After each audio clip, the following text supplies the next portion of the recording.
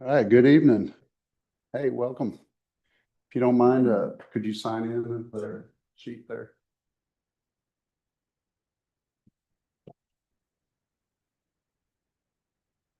So my name is Eric Peterson. I'm the fire chief for Kennedale Fire Department, and I also serve as the emergency manager.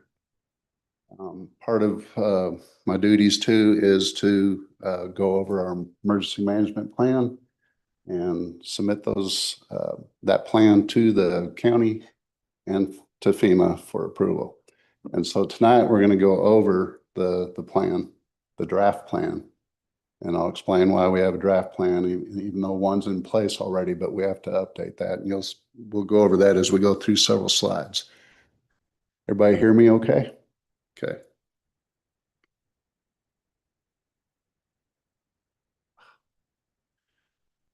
All right, so this is the mitigation plan 2026 update for the city of Kennedale. And as far as an agenda for tonight, we're going to go over what hazard mitigation is, the purpose and benefits of the plan, and public engagement, and then questions if you have them. Public engagement is just exactly what we're doing tonight. This is the second public meeting we're having on the mitigation plan. And again, the purpose, our first meeting was on January 8th, so this one is our second meeting. And we're updating our 2020 hazards mitigation plan that is in effect. And we have to update this every 5 years to be eligible for grant funding through mitigation. So what is hazard mitigation? It is just the ongoing process to stay proactive on our efforts to lessen the impacts that happen when we have natural disasters to our residents, the infrastructure, and any businesses. And basically protect our community by being proactive on the actions that we need to do and be prepared.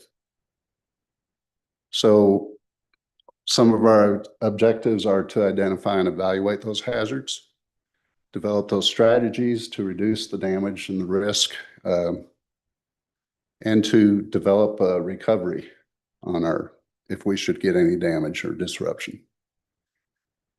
And of course, we want the public input. So that, again, that's the reason that we have the public meetings. This is not just a plan that the fire department comes up with. We do seek, when you see the draft plan, and we'll go over that after this little presentation, we'll go over the plan, and I welcome any questions or feedback, things you see that I may not have the answer for, but I'll find out for you and we'll get back to you. Again, the purpose is to reduce that loss of life, protect our community, reduce the economic impact that it has and disruptions, and speed up recovery by having that plan in place and not when something happens, not wondering, okay, what do we do now? We have something to turn to and react to. Our planning team consists of several department directors. We attend plan team meetings. We looked over the risk assessment, our capability assessments, developed goals and strategies, and again, getting the feedback from the public. What we did, and when we first started meeting as the team, we looked at our 2020 plan, the last information that we sent into FEMA. And that is kind of what we fed off of and updated. And you'll see some of those updates as we get in the plan. Our process was several phases, and we're really between phase 3 and 4. We're at that point that this is the final public meeting. We'll take any feedback and create that into the plan as well and send it into FEMA. Once they approve what we've sent in, we come back to City Council for approval and a resolution of this mitigation plan. And then we're good to go for another 5 years, but I'll explain a little bit further that it just doesn't stop. We don't wait for another 5 years to go by. We do review the plan, we train on it, and we update it as we need to. So again, why do we plan? So we can continue to assess those risks, understanding our decision making, look for the long-term actions, and it's groundwork for risk-based mitigation investments. Probably the biggest thing too that's involved is it gives us that grant eligibility by being FEMA approved. We're able to obtain grants, whether it's federal or state, that help us in this natural hazards, help us in that recovery. And kind of a formula to look at that FEMA recognizes is basically $1 invested into our plan, into the procedure to recover. We save $6. There's a benefit to that recovery. So the cost of just doing things, making actions to improve things, overall is going to be a cost benefit down the road, should we have a disaster. Those grants that I talked about is the hazardous mitigation grant program. If we have a wildfire type disaster, then we look at post-fire grants. It builds infrastructure and communities to help as we build to prevent, just to help on pre-disaster situations. And of course, flooding. We can get assistance if we should have flooding that affects. So the takeaway of all this is just having this plan updated keeps us current with the Tarrant County plan, with FEMA, and keeps our projects in line where we can continue to have those grant opportunities of replacement on recovery. And that just made sense coming out of me, but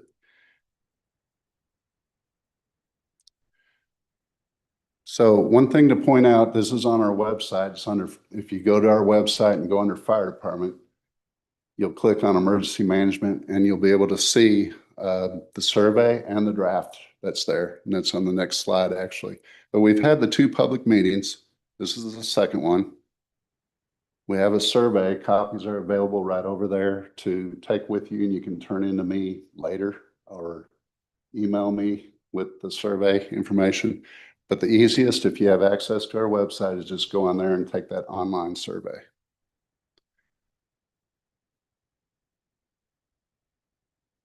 And again, this is that page where it's going to pull up the draft, which we're about to go over as well. And we want public participation. Again, any feedback, things you see on that plan that you want to question, you can do that anytime. Just because we have the meeting today doesn't mean a year from now you can't say, hey, we've noticed this or whatever, and tell us about it. That way we'll continue to update our plan. Even though it's been submitted to FEMA and approved, we can still take that information and improve our plan for the next time. So right up there in the green is the, my cursor up there? Yeah. That's the mitigation plan draft. And then down here for public comment, you can click on that and fill out the form, and it'll be emailed to me and City Secretary. Our timeline, we're in that December, February stage for the feedback. After tonight, we'll start looking at the plan again, making sure we're on target with everything that we want to say, and update any feedback that we get into the plan. And then we'll be sending it to FEMA. And this is TDEM is Texas Department of Emergency Management. They will also review it. Once it's approved from those agencies, it comes back to us where we present it to City Council for approval.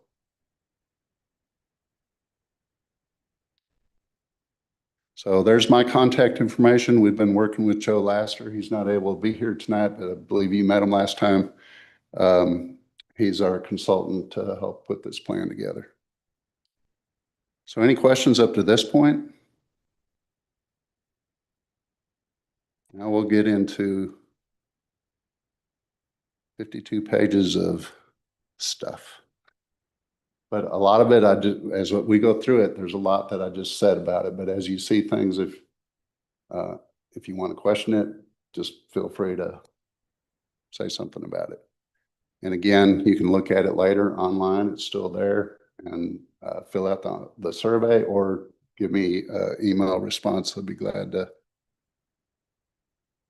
take it further. But this is our draft plan that we will be fine tuning and submitting. And just to quickly go through the table of contents, we have the introduction of the plan, the community profile, our planning process, how we got to where we are,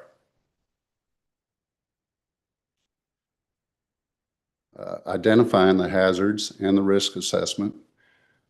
There's a lot of information about the flood insurance program,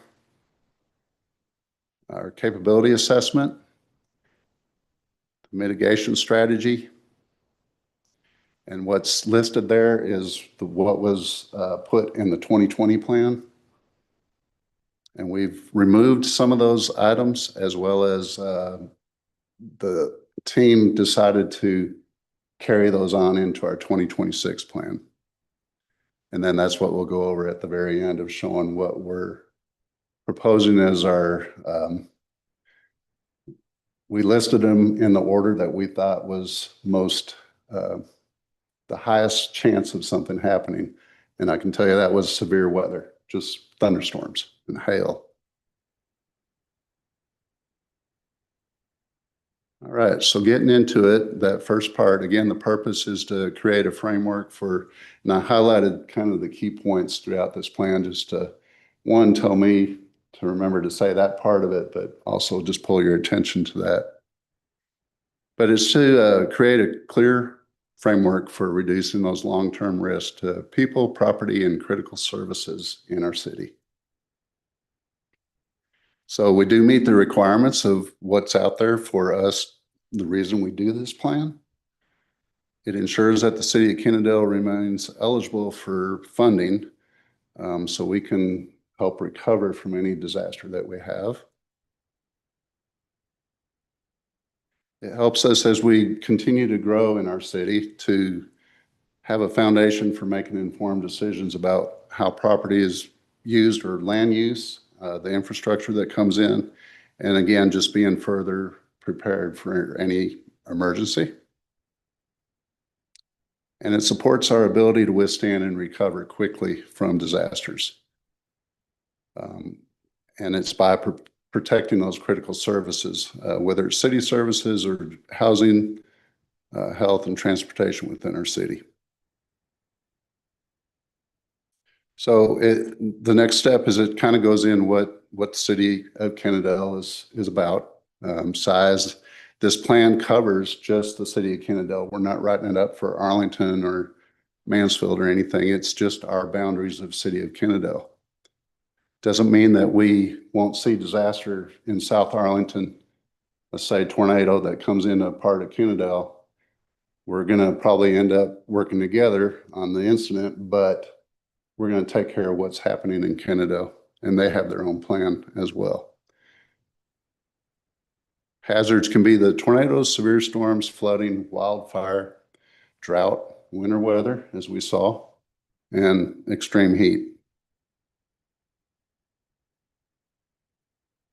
City departments involved are mainly fire and police, public works, planning and development, finance, of course, because there will be cost, and city administration. And I'm sorry I didn't introduce everybody, but we have police, community development, city council, city manager, and city secretary here tonight. So it's not just city departments, it's also the county agencies, school district, COG, which is the Council of Government, of course, utilities, and then our neighboring cities. And you are part of our stakeholder for this. Residents, businesses, groups like Rotary, Boy Scouts, mainly Rotary, any other community groups that can help assist with recovery efforts. So there's planning elements. Basically, we, again, review that plan. We're not going to, once this is created and completed, we don't just put it aside. We are going to look at it as often as we need to. But what we definitely won't do is just let 5 years go by again and, oh, it's time to do the plan. As we have disasters, or not so much disasters, but as we have events, we're going to refer to that plan. And as we grow, we're going to update the plan as we go along. So there's not, I don't want to say as much work, but we want to keep it updated as much as possible. It's just we will resubmit it back to FEMA within that 5-year mark. And there you go. We'll review it annually and update it at least once every 5 years, or as significant changes occur. So Kennedale, as you know, is bordered by Arlington, Everman, Forest Hill, Fort Worth, Mansfield, and the Rendon area. And of course, we have some major routes, highways that are to our north and west. And we have a lot of commercial facilities and schools. Again, this is a single jurisdiction plan, so it's for City of Kennedale.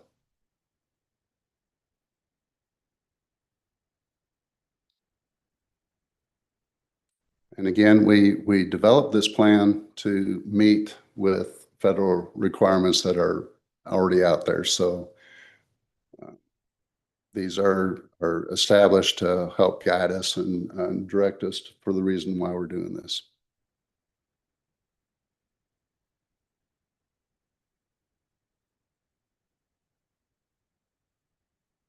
And again, the funding, we're complying with the state and federal laws. And we want to build that stronger framework for the community. Again, the goal to reduce long-term disaster losses and support safer development. We're at that part in the plan of update. And so we have met over this plan. We've met as the city team, and again, the public input coming back.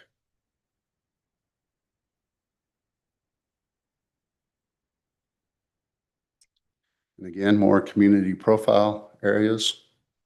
We're roughly 6.6 square miles.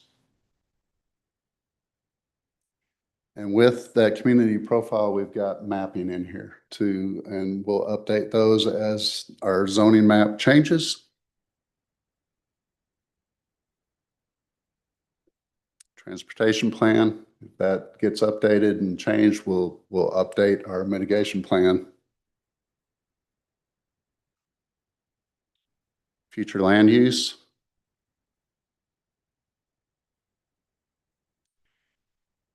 And currently our population is at 11,771 for 2025.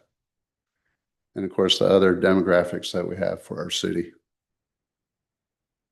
For the economy, we list our major employers, the average household income, home value,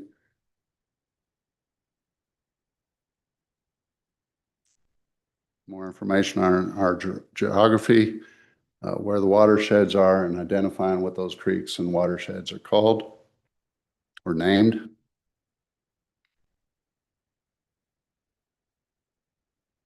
And the 2020 Tarrant County Hazardous Mitigation Plan identified 10 primary hazards. And those are listed there.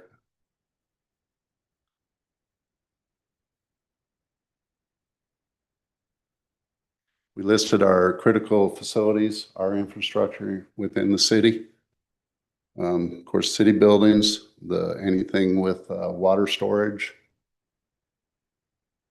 our water pumps.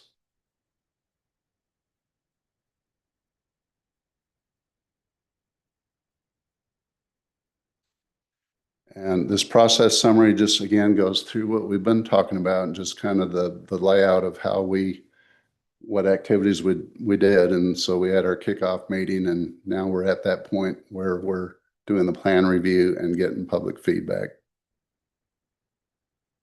This shows the team that was involved in the updating of the plan. Fire department, police department, community development, public works, and then we had additional members of police and fire involved.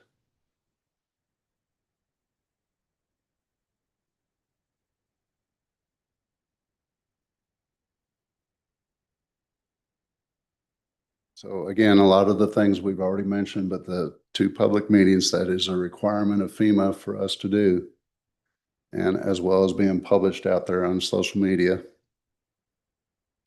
and allowing the opportunity to, away from the public meetings, just seeing it out there, and a way for the survey to be done off our website.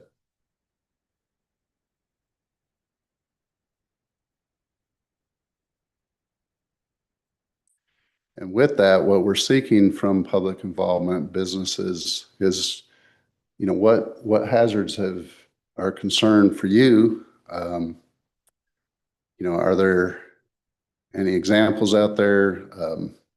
What do you see in our draft plan that maybe needs to be corrected or doesn't sound right? We want some more eyes on it to help us identify that and get it corrected.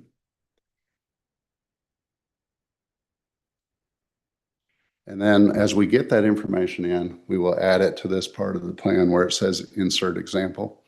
That's where we'll give the feedback that we receive and kind of summarize that and put it together for FEMA. And again, here's just where we're at in the timeline.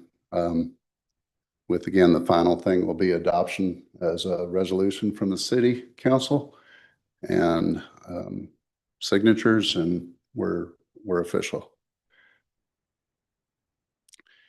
So looking back, these are some times that we had declared a disaster and had funding come back into our city. Goes back to 2015, then the COVID year, 2020, and then we had some good winter storms in 21. I missed out on that.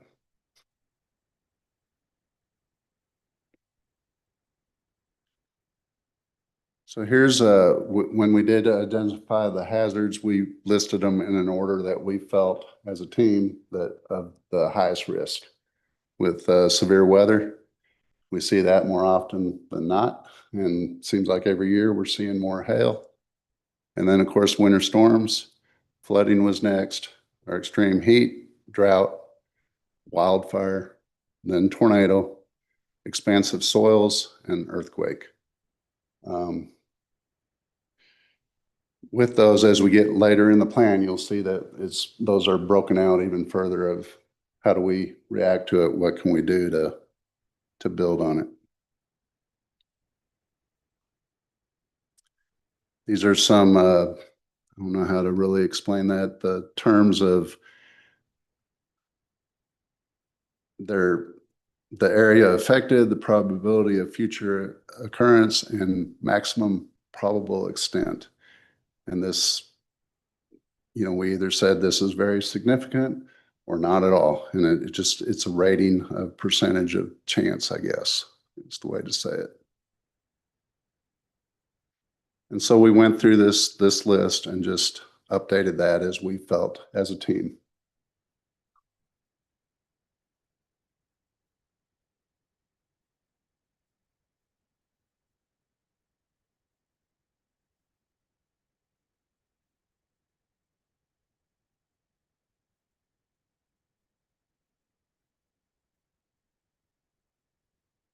I don't want to read every part to you, but it goes on through all those scenarios.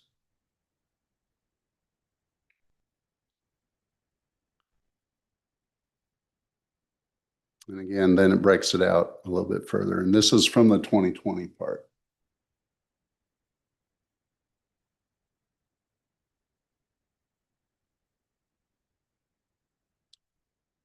So winter storms ranked number 2.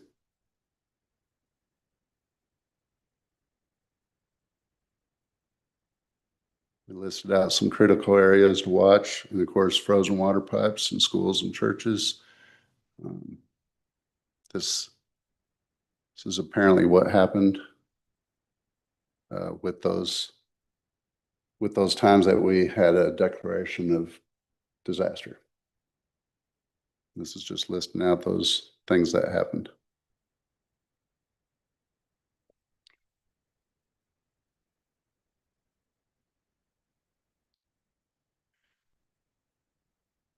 And so when it comes to flooding, this is, yes, sir. An official definition of flooding. Yeah, but there's something where, okay, this is what we classify as not just, so you get a lot of rain and a lot of water, but what we want to call flooding, is it prolonged time or? I think anytime, I mean, you have flooding anytime you have a road closure or it affects a business, a building. But flooding anytime you come out of the creek bed into the floodplain, we know that may happen, and that's why we have floodplains. But as far as a definition for it or how long it should go, I'd have to look that up, but I would say anytime you come out of the creek bed. And if you affect anything, as far as infrastructure or travel, then we have flooding. There's flooding that occurs on our streets when it's rapid runoff because of heavy rain. You know, if we have heavy rain where you get several inches within that hour, the runoff is going to be excessive, and hopefully it goes right to those creeks, and that's when they fill. And so you'll have the flood watch put out by the Weather Service, and then when a warning is occurring, when they put out a warning, that means flooding is occurring. So as far as that definition, I think out of the creek beds or affecting normal daily life, you know, as far as travel and driving around. I will be honest with you on the National Flood Insurance Program compliance. I mean, this is part of our draft plan, but I need to learn more about that, of just how that's applied. But obviously, if we have residents that get flooded, this is something that we'll follow up with them and then seek help to recover from that, and really determine, are they in a floodplain or what was the reason for that flooding?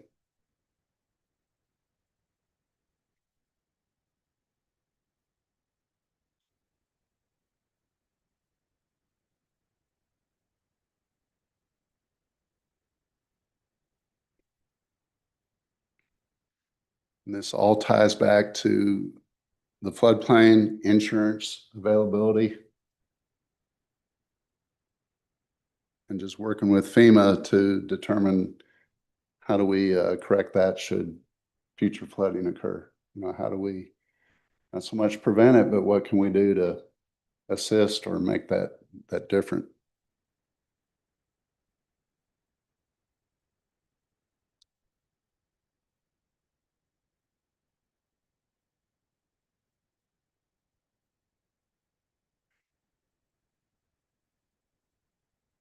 So we have a map of the creek beds, and this next one shows more of the floodplain that's around those creek beds. It's not a very detailed map, but it gets the general area of where that is. And obviously it's off all the creek beds and areas that we have through our city. And of course, extreme heat. Hopefully we don't see that often, but when we get those summers that it's 100 degrees plus for numerous days in a row, we've got power that we need to worry about, and of course, people without air conditioning.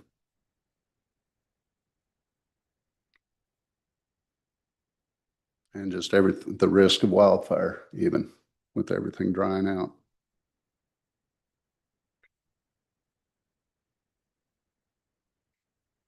And as you're looking at this, if I'm going too fast through it, just say something. We'll slow down towards the end when we actually are doing what is in our 2026 plan. These are still addressing what we had in 2020 when it was the plan was first revised.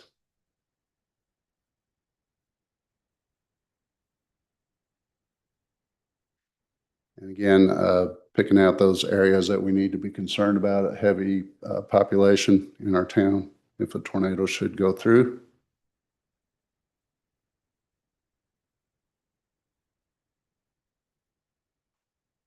And expansive soils, that's just where, again, buildings are damaged from cracking in the foundation, even roadways. What all is occurring because of the soil expanding. An earthquake, I'm not sure we've ever had, I know we haven't had any damage from an earthquake, but whether we've actually had anything close to us that resulted in the readings that the people that track those earthquakes. But we list it because it could happen. So it's just one disaster that we. So this part is where we reviewed what we currently have as far as plans. So the types of plans in our city, and we have them all. The wildfire protection plan, we do not have that.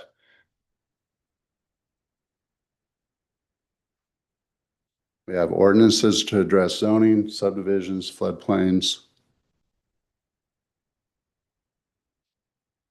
We have building codes and permitting that we follow. Our fire department ISO rating for the city is a 3.3. We have our planning commission, mitigation planning committee. We do maintenance programs to reduce our risk. And we have mutual aid agreements. And then, of course, we have all the needed officials that FEMA looks for as well. As far as technical, the technology that's out there, we have Everbridge, which I put a flyer over there if you're not signed up to get the automatic calls.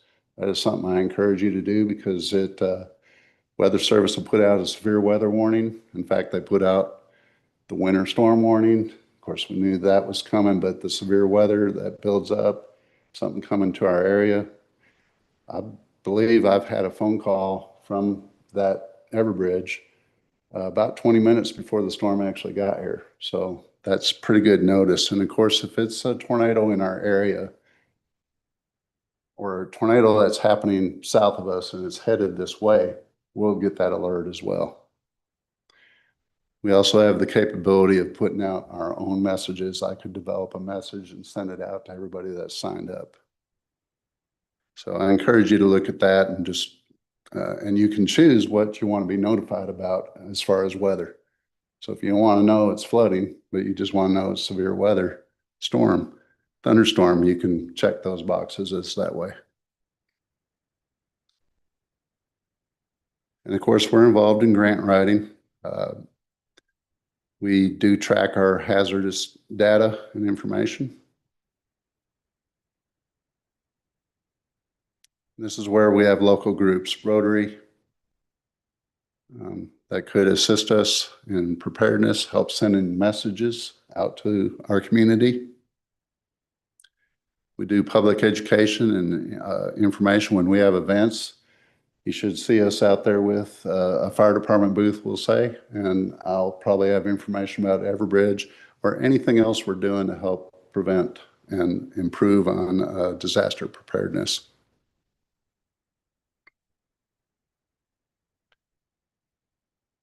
And we also share that information with schools. Boy Scouts are even another group that can help share the information, or we do presentations to them. And that would even be if an HOA wants us to come talk about severe weather, we'll do that for them.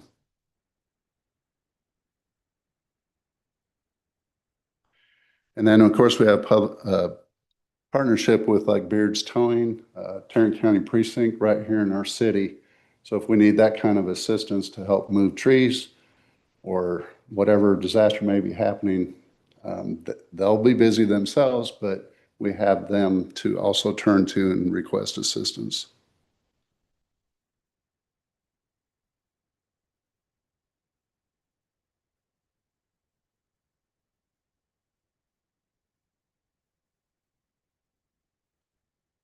We're moving down into the mitigation strategy.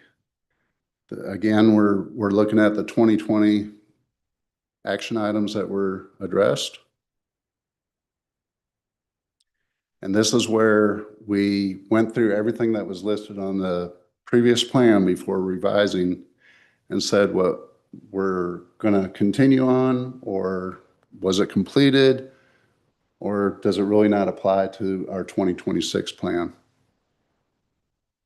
And we moved several things, as you can see, deferred to the 2026.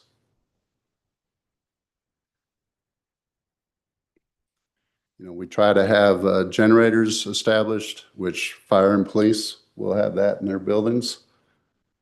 So we considered that completed. We're much better on our code compliance on weeds and high grass to reduce that risk of wildfire.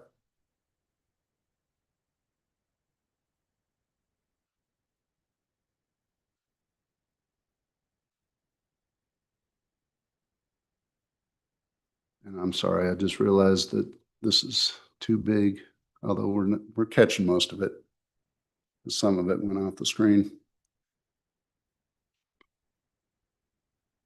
Drought, that's going to obviously continue.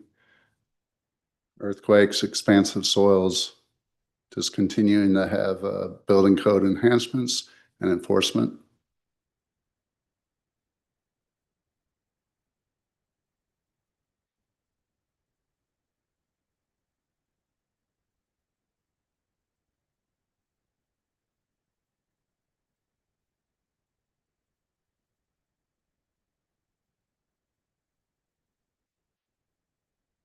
And again, as we get the feedback, we'll enter that in. We're going to meet again to go over this draft one final time before sending it into FEMA. Because I have noticed some of the numbers there. I want to be sure that's correct of what we're estimating is going to be the cost to make these improvements, but then what is the cost benefit? What are we saving by doing so? I'm going to look at our creek beds, where the flooding occurs. Do they need cleaning out? Do we need to stabilize the sides of the banks better, and improve those areas?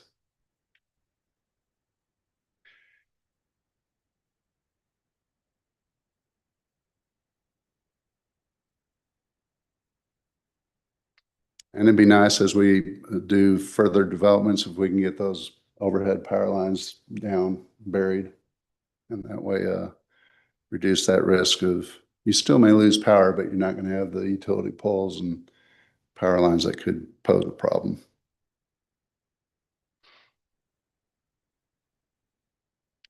So now we're getting into the new action items that we're presenting with the 2026 plan.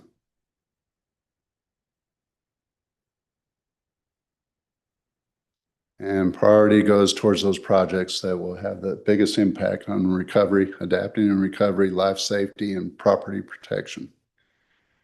We listed the flooding as number one.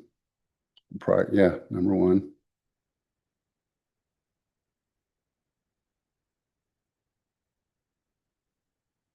Making sure this isn't still 2020.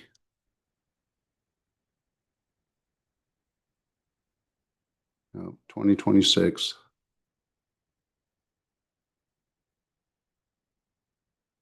So we're going to review that again because I'm kind of catching. I thought I had said severe weather was number one, but flooding is right there with it.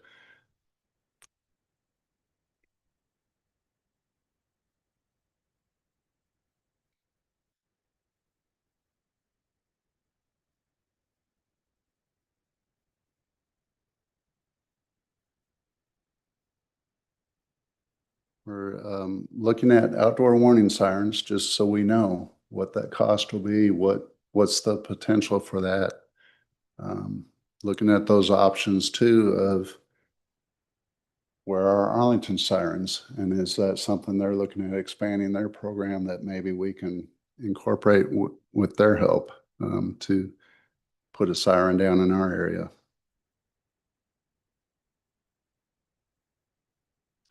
Looking at our generators that are out there.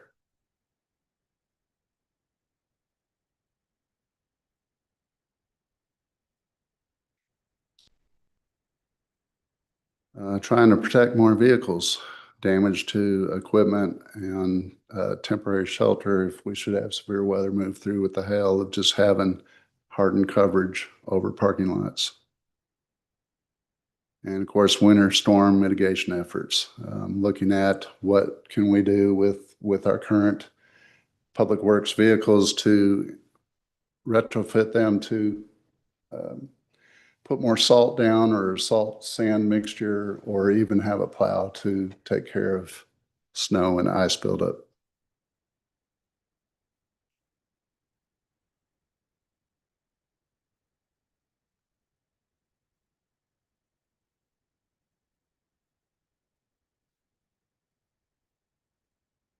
So again, we're updating this plan every 5 years. And as we go through it, it'll be looked at every year anyways, and we'll review what we have and where updates are needed, or we determine that, hey, what we said there is not quite working. We will update that plan to be prepared to when it's time to resubmit it to FEMA.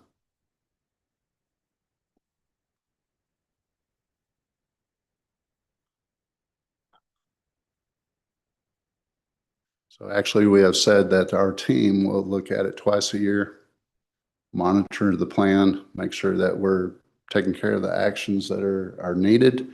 We either budget for it, and did we accomplish it? We'll update the plan in that way and evaluate the plan. Is it effective?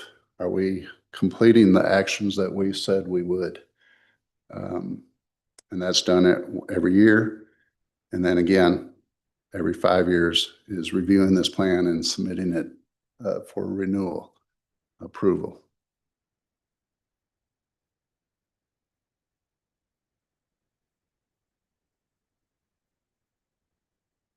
And we will do these public meetings again, or as often as we need to. There's nothing wrong with calling a meeting to discuss whatever may have happened. We'll take the ice storm, for example. We can, have that discussion if there's concerns and requests to look at something.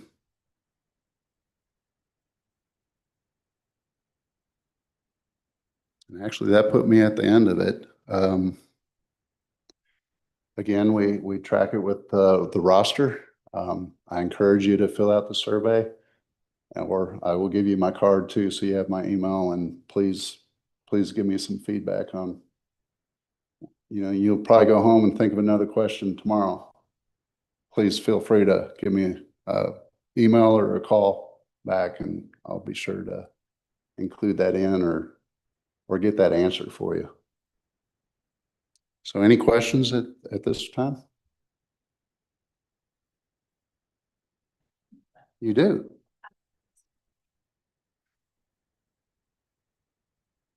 Did we sand? Yes. Did we sand streets on this ice storm? No, did the survey go out in Spanish? Oh, it did not go out in Spanish. Maybe. Well, I can still do that now.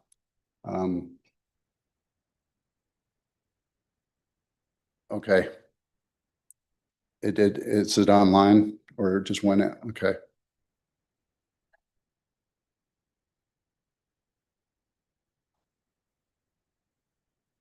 Honestly, very few direct to me. I haven't had very many surveys filled out, so please do it. But there haven't been any questions. I haven't had a phone call. You were here at the first meeting. I think we had 2 more people here. Do you remember? So yeah, your husband, there were a couple others, but so, you had several questions at that time, and so that's good.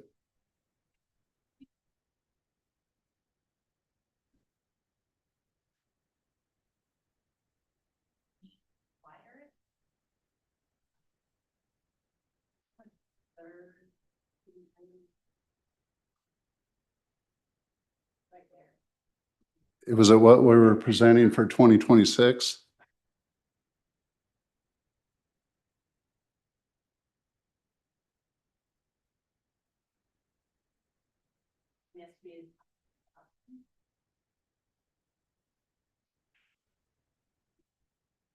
Yeah, I can address that further to you. I really don't have a good answer on that. Those are estimated costs that we put in, and then, of course, we use that FEMA formula in a way, times 6 to get to the savings number.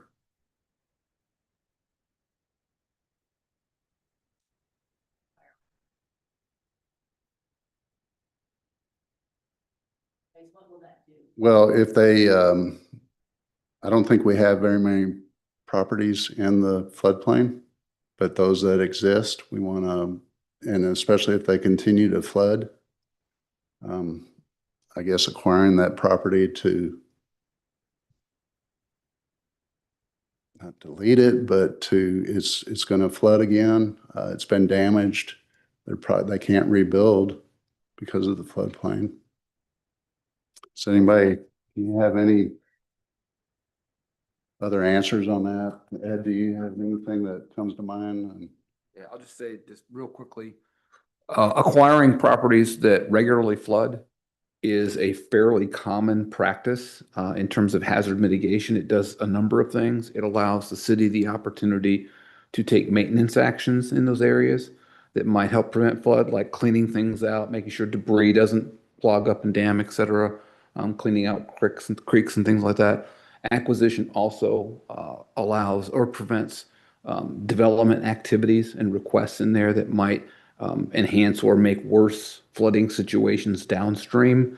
So it provides the city a greater ability to do that. And it also prevents claims from flood damage that might go against our rating as a community with FEMA so that we can control those. So there's a number of benefits of acquiring those properties. And each city makes its own determination of where those kinds of investments are most appropriate.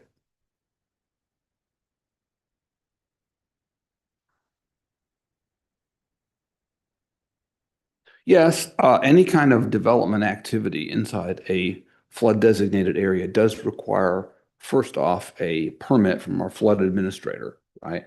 And they would have to evaluate that development for any impacts. So that is true. However, the reality is that these 100-year flood designations, it doesn't mean that's only going to be every 100 years. You could have one of those every single year, right? It's just it's an engineering element. And so the best way to prevent damage from floods is to keep development outside of areas that are likely to flood.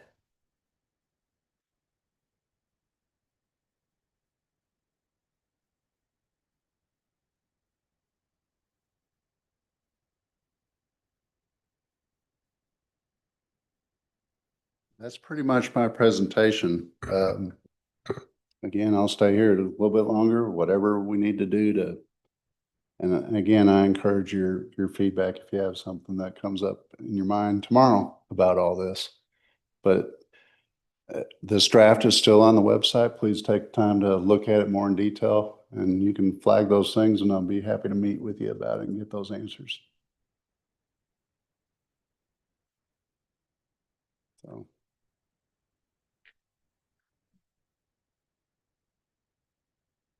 Thank you all very much for being here tonight.